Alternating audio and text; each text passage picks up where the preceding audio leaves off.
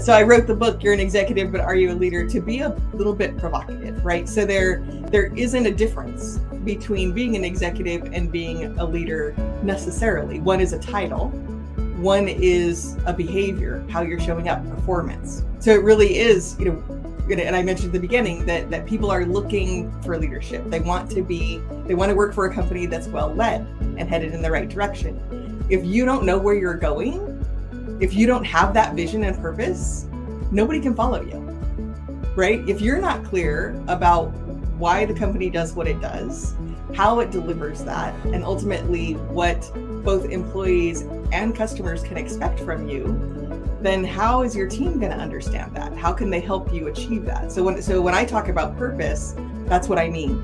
Why do you do what you do? How do you deliver on that why? And then what can others expect from you, both internally and externally? And that creates your purpose, right? So when you have that, you mentioned the conflict between purpose and profit.